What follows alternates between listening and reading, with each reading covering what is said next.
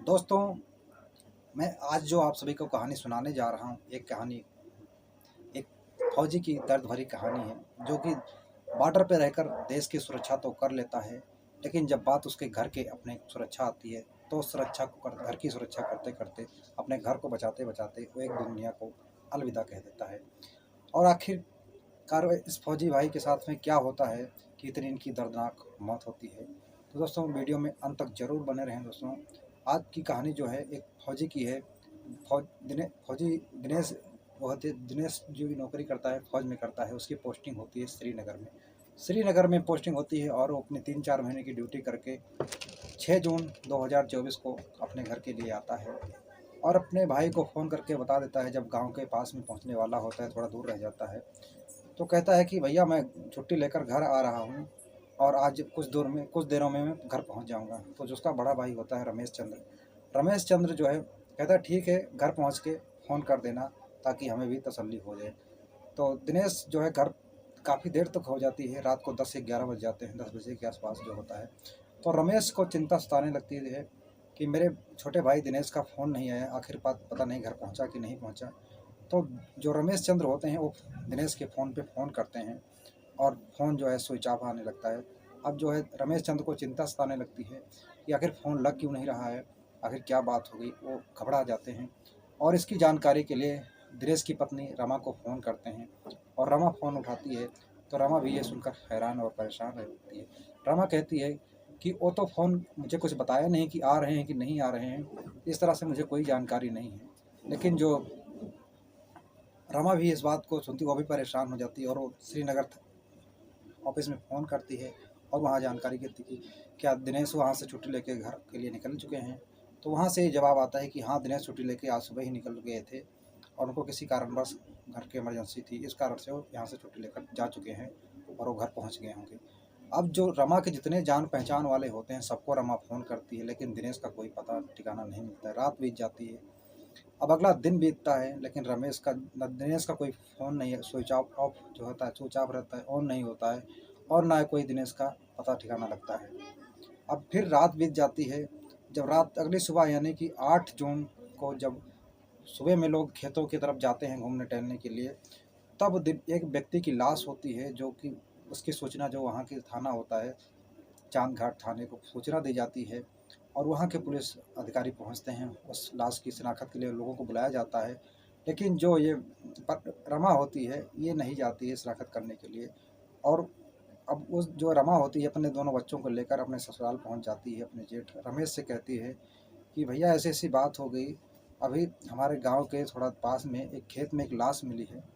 और इतनी बात सुनकर जो रमेश होता है वो फ़ौरन वहाँ चांद घाट थाना जाता है। वहाँ पूछता है कि सर, हमें वो लाश देखना है जो आपको 8 जून को झौवा नगला गाँव के पास में मिली थी।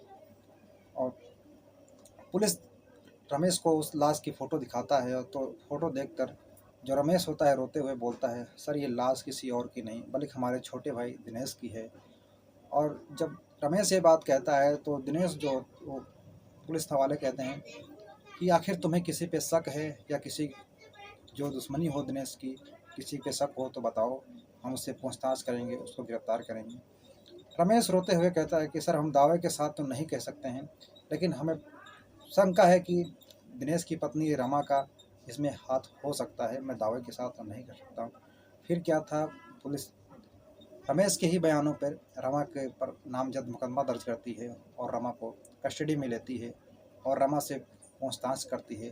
तो रमा जो कहानी बताती है, वो कहानी सुनकर रमा के ससुराल वालों के भी होश उड़ जाते हैं और रमेश के भी होश उड़ जाते हैं और पुलिस भी हैरान रह जाती है कि आखिर ऐसा कोई कैसे कर सकता है। रमा बताती है कि जब हमारी और दिनेश की किसी बात को लेकर तो में झगड़ा होता था, कि जब हम ससुराल में अपने मायके में रह रही थी, तो रमा जो कहती है कि दिनेश को इस बात को बहुत बुरा लगता था और वो बार बार यही कहता था कि हमारे जो है आप वहाँ ससुराल में चलो, वहाँ रहो, यहाँ अच्छा नहीं लगता है। और जब दिनेश वहाँ पे इस बात रमा कहती है कि एक तरकीब सोचती है कि हमारे गांव के पास में एक ज़मीन रोड पे बिक रही थी और उस ज़मीन को लेने के लिए मैंने दिनेश को बोला, दिनेश वहाँ ले लिया ज़मीन और हम वहाँ रह खुशी खुशी हमारा परिवार चल रहा था।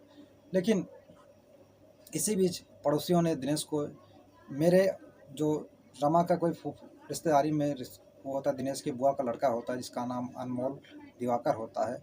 अनमोल दिवाकर जो है रमा के घर आना जाना लगा रहता है।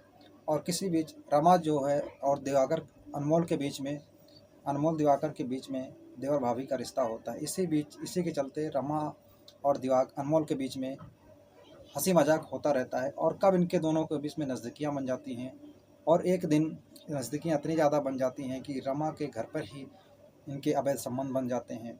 और फिर ये सिलसिला लगातार चलता रहता है।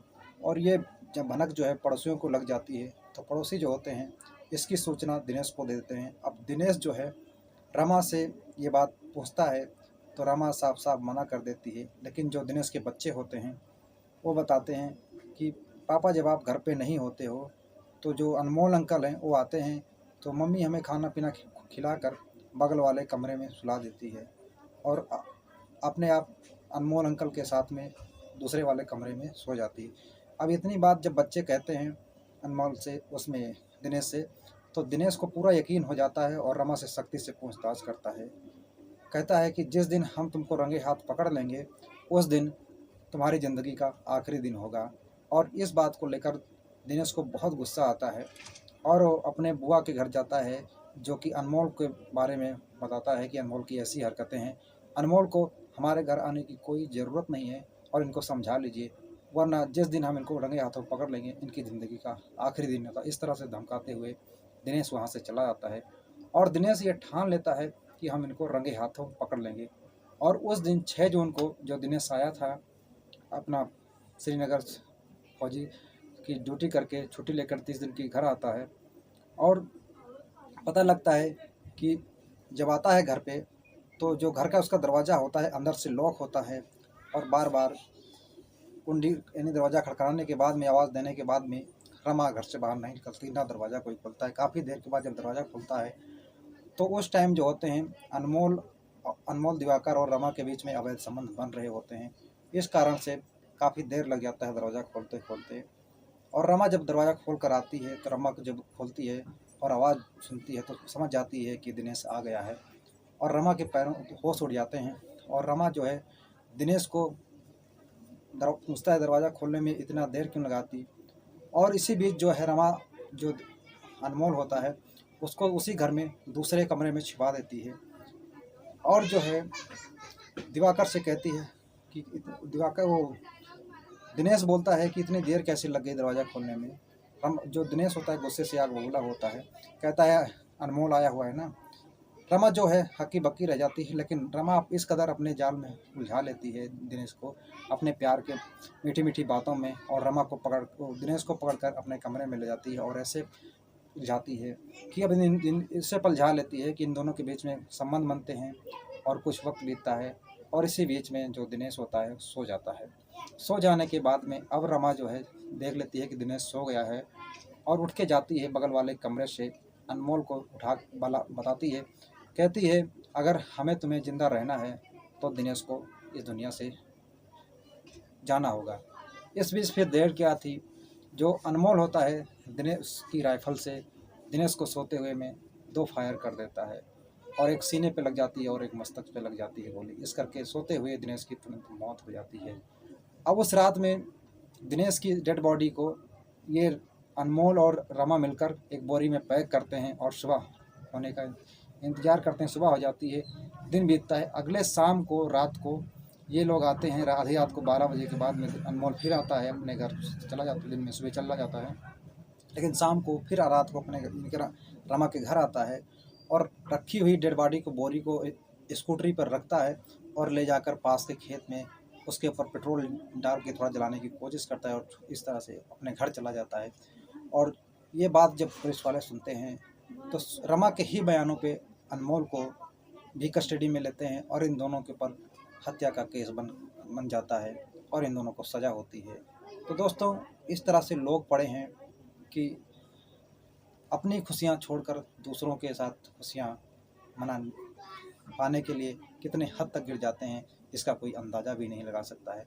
रमा और दिनेश के बीच में किसी चीज़ की कमी नहीं होती है, क्योंकि रमा भी अच्छी नौकरी करती है और दिनेश भी पैसे रुपए की कोई कमी नहीं होती है, घर परिवार सब कुछ ठीक ठाक चल रहा होता है, 2 बच्चे होते हैं, किसी धन दौलत किसी चीज़ की कोई कमी नहीं होती। लेकिन एक कमी होती है तो दिनेश की, जो कि दिनेश फौज की नौकरी करता है और कानून के अंदर बंधा होता है, जो कि नियमित छुट्टी मिलती है और लिमिट छुट्टी होती है और ड्यूटी होती है। इस कारण से अब रमा की ज़रूरतों को दिनेश नहीं पूरा कर सकता था।